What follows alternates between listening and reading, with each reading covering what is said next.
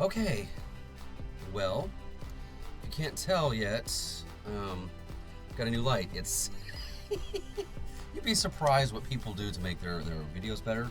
This might wash me out, but this whole thing is a work in progress anyway. But I want to sit down and talk and be a little bit real, and I'm going to help out by giving some advice. And this centers around something that I've gone through that I don't really enjoy talking about unless it's helping somebody, and I'm going to do that. Divorce. Oi. Um, I was divorced, or I was married November the 2nd of 2011 to this lady named Tiffany. And at first things were great. And then a week passed. We had a beautiful wedding. Went up and honeymooned up in Boulder, Colorado. And then the first indication of you've married the wrong person. I can't make this stuff up. This is all real. This is 100% actually happened. And if you don't believe me, comment and I'll give you my parents' phone number because they heard it all. Anyway, 1 week after we were married, we were in church. We get out of the service, we're walking to my car. She looks at me and she says, I have a confession to make. What? I thought I ate some extra cake or, I'm like a little bit in debt or something.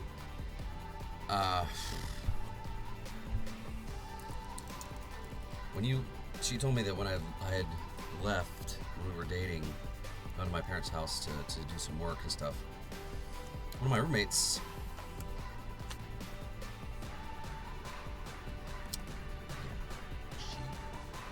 got physical with her. Like all the way. Yay! Guess what his name was? Eric. Kill me. So anyway, things progress. I'll get into it later, but I've actually been involved with CPS 5 times. Yes, like I said, believe me or don't believe me, this is all true. So anyway, things go really bad, and she's bipolar, and I've recently found out that she had been misdiagnosed for years, and she's actually schizoaffective disorder, which is worse because it has similar attributes or similar behavioral problems as bipolar, but it's worse because they hear things and they see things. And yeah, my ex actually saw eyes through the walls, heard voices. We'd be sitting at the window, she'd be watching the cars pass. They're talking to me. What? What are you talking about? And yeah, they were talking to her going 20 miles an hour. Anyway, this all accumulates to what I'm about to talk about. I kicked her out because, long story short, I'd gone out to do some Uber and some Favor and Lyft and stuff and make some money. And I talked to her. It's not a good time. I'm talking, please. That's fine.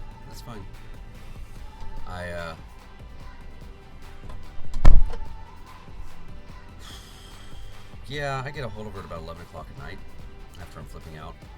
And calling her and texting and calling. And she finally responds, and I said, where the are you? I want my daughter back now. So I drove to meet her on the other side of Lubbock. When I got there was almost there's the pupil in the center of your eye, the sclera, which is the color, or the iris. There's the iris, sclera, pupil, and the whites of your eyes, all that. There's almost no color. There's usually 1 to 2 explanations for that. One of those is crack cocaine. I found out, she confessed then and later that she locked my daughter in the car for knows how long to smoke crack cocaine with her friends. I flipped out on her. I didn't touch her, but if she'd been a man, probably would have gone to jail because I would have broken her jaw if she'd been a man. This is not the only incident. So, long story short, I said, 3 days, pack your stuff, get out. Get out of my house. Everything was in my name anyway. Which just, turned out to be fortunate because she wasn't smart enough to say, oh, I'm going to just show up with you as your wife and be on the lease. So, I went by myself. Anyway, I ended up going to several lawyers, and they wanted anywhere from $2,000 to $4,000. No, I don't have that. My parents didn't have that. No one had that.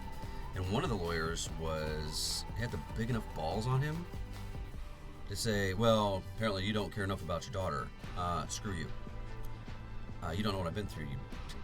I was so mad at that guy. I was like, okay, we're done. Bye.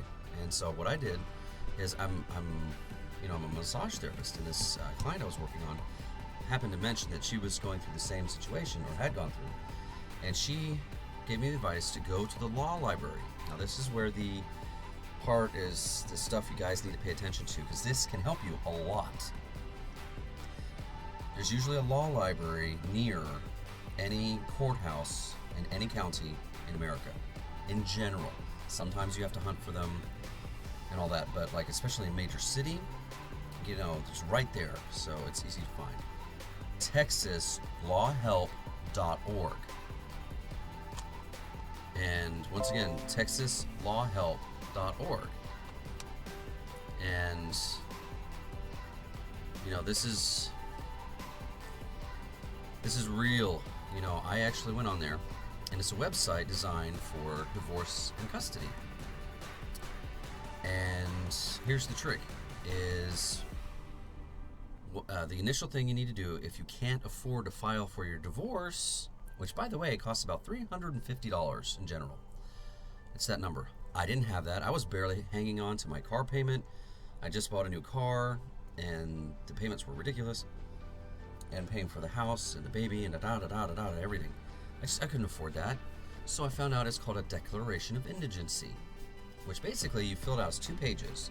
It says my utilities are this, my rent's this, my car payment's that, pay this much for food, and everything. And if you qualify, which pretty much anyone does, if you say I'm working, don't have it, they go cha-ching, paid for.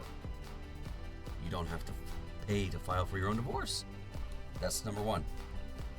Number 2, you can go in there and it gives you the initial filing for divorce. Now it is handy to find out your legal aid, whatever it is. Get in contact with legal aid.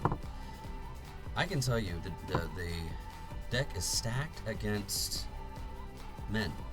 It really is, because everyone assumes that every mom is a wonderful mom, and the woman should get the children and everything.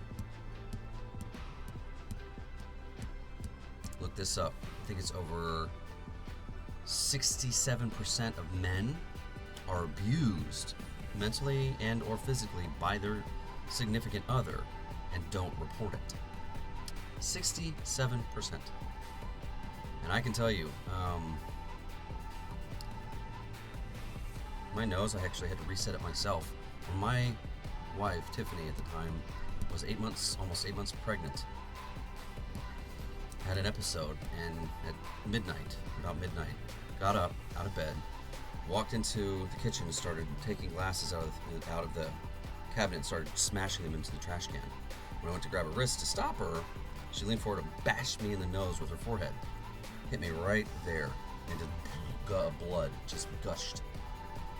And that didn't feel good. So I went 911. Yeah, I had to call the cops and have my pregnant wife arrested, because that was the 3rd time she hit me, like that kind of stuff. Not proud of that. Anyway, okay, back to legal aid. They will meet with you, and like if you can fill out the paperwork, it's just take your time. I'm not going to go through all of that because it's a lot. It's like 22 to 25 pages of things you have to go through. But if you can get it filled out, you can get an appointment, go to legal aid, they can look it over at least, say, you did this right, you did that right, this is good, this is not good. And, that's free advice. That's free legal advice. Now, my situation was unique because Tiffany never showed up until the very last hearing, the final decree, or final hearing for divorce. And she didn't show up for anything, especially to. Did you know that when you're going in for mediation, the lawyers that do that, the mediators, charge you about $50 an hour. Ouch. So, I've been around enough that if you're going to do that, write down a list of the things that you want, and the things, they'll have, their list or whatever they want. And just, sometimes if it's worth giving up a dining room set to just move on, there's whole new dining room sets out there. There's whole new things out there. Move on. So anyway, that's me. Okay, so, I made the initial filing. There's initial filing, after you get it all started. And then you have to go back, and a lot of times there's custodianship issues and such. Now, what they call, there's an Appendix A, where basically, what I did with mine,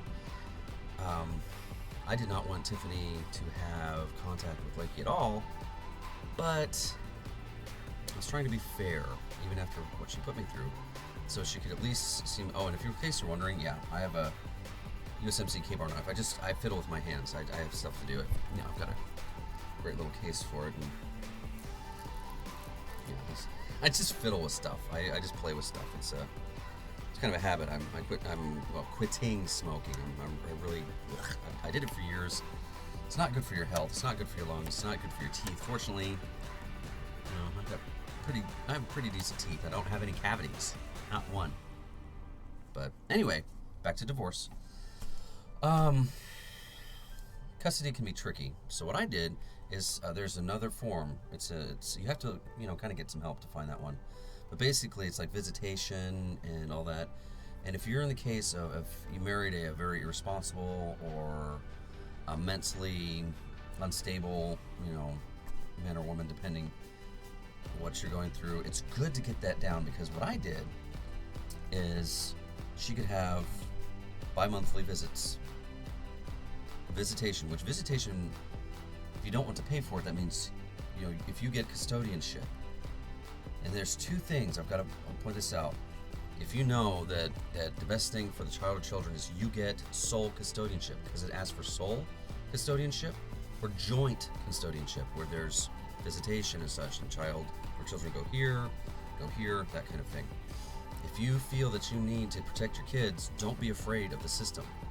Check that box for sole custodianship, because when you do, you decide where they live, you decide what doctors they go to, and that's in there too. You just have to look through this. A lot of this is just taking the time to sit down and look through all this paperwork and information, and it just kind of explains itself.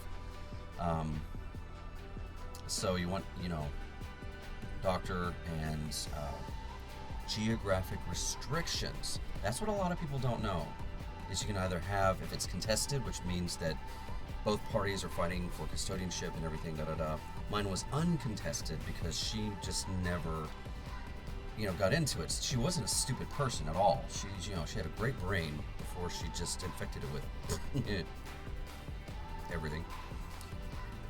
But if it's uncontested, if it is contested, you can still try to get sole custodianship. It's more of a battle, but if you win, guess what?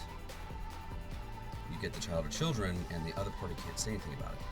And unless they want to go and spend hundreds of thousands of dollars to contest it in court, which it will, then, it's up to them. And it doesn't, contesting it doesn't always mean to win. Yes, I'm pulling out the knife again. I'm playing. I just do that. Anyway. Okay, so initial filing, and then mediation, and then they'll set a final hearing, which is what I had to do. And since my ex I was in Lubbock, Texas, and she was in Amarillo, Texas, which is about 2 hours north, straight up Highway 75. The best and least expensive way, they give you different options, which all cost money. They can be served by a deputy, which costs money. You can post it, which costs money. Or you can go into the court, the main reception area, lobby area where everybody's getting stuff, and there's usually a section of paperwork and stuff that you can find for just about anything, and they can have these special envelopes, and you go through certified mail, which is like this is a court date and so on and so forth. You take that to the post office, make sure it's certified mail, and it costs like $1.25, $1.50, something like that. So it's not expensive. But you make sure that it's sent to them, and they send it back. And there's a little signature, and if they sign it, they don't have to appear. They need to appear. But if they don't appear, here's the beauty of it. I'll tell you this, and this is in Texas, so wherever you are, it's probably a different website than texaslawhelp.org, but there are other websites just like that. It's like Section 8 housing for people for very low income. There's different programs, same idea, different names. So if it's not texaslawhelp.org, go to your law library, go to your local one, and ask the librarian. Those people, there's one lady that helped me throughout the whole thing. Not a ton, but okay, what is this? Oh, that's, like with the Declaration of Indigency. She kind of helped me with that one, and then she helped me with the appendix, or not the appendix. It's this extra paperwork for custodianship, I'm sorry, I'm just getting tongue-tied. It's basically the one where you basically, I'm sorry, I don't mean to be frustrating, I just went blank.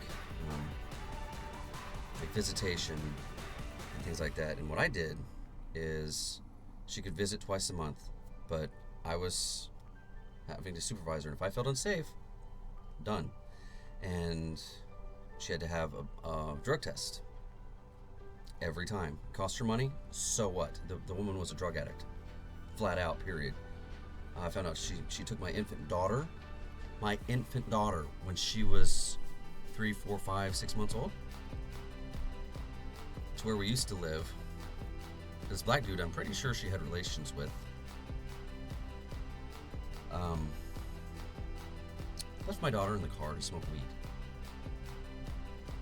Now you understand there's a subtle reason that I'm holding this, because I feel like talking about this. I don't like talking about this, and if you can go on to another channel, that's great, but this is real life.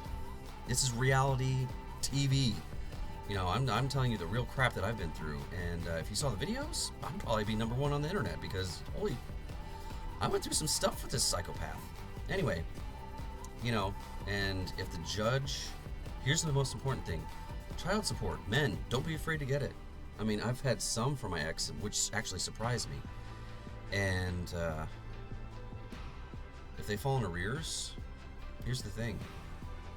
Some of you might already know what this is about. If you're in arrears and you file your taxes and you get that return, child support goes, there you go. Yeah. And here's what's ironic is that with both my income tax and the stimulus check we received, that was both taken from me because I actually have a 19, almost 20-year-old daughter that lives near Lubbock, and yeah, she doesn't live with me. This one does, Lakeland does, and 2 different moms. But the other one, she got all that, and I got the income tax and the stimulus from my ex. So it's just kind of in a circle. So anyway, all right. Is there anything else I can think of? Yeah, you don't have to spend a ton of money. And if you're in Texas, and a lot of people I know already, they live in Texas. So texaslawhelp.org. Check it out.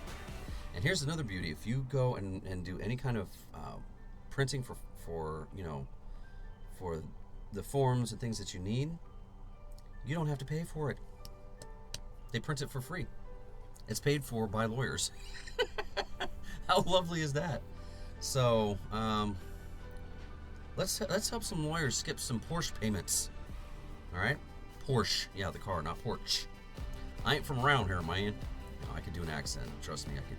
Sometime I might sit down in front of this and have had a couple of libations and talk in some accents. I don't know. But that's my advice for now on the divorce thing, and never give up. You know, I can honestly say my parents and my friends and everybody, they really said, you don't expect to get any custodianship of her. Sole custodianship is so rare. It's hard. It was hard. Even without her. The judge, yes, Judge McClendon, yeah, you signed my paperwork without filling out the amount, and I heard you say the amount, and I went for the minimum. I was like, I don't expect much from this woman at all. I don't really want her in my life or my daughter's life at all. She doesn't deserve to have a daughter, and that's true. And if you don't like that, comment and we'll talk about it. You know, I'm not a foul mouth, you know, but if you want the truth, I'll tell you the truth, and this is the truth. I went through absolute hell with that woman. It was horrible. And so anyway, the judge signed the paperwork without filling out the amount for the child support, which makes it, you know, he said you have to contact child support. So I did. I found out the number. You can look it up on Google or Chrome or whatever, and you know, and actually I use Edge. I use Microsoft Edge. I like that. And you know, Windows 10, Microsoft Edge works really well. Anyway, so I had it finished and I had it done, all that. That was it. You know, I got custodianship of my daughter, and with the no geographic restrictions, I could take her to Japan. I can take her to Canada. I can take her anywhere in the States, and there's not a thing that my ex can do about it.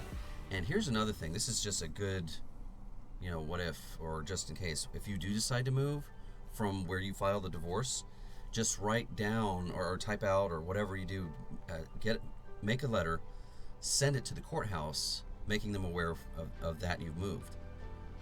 And if you move different places in one city, it doesn't matter. But yeah, at least you've covered your own rear end, so they know that you've done everything possible to be within the you know, legal limits. So okay, that's it for me. You know, it'll be interesting to see who watches this and who doesn't. Well, I don't know who does, but if this helps somebody, pass it on.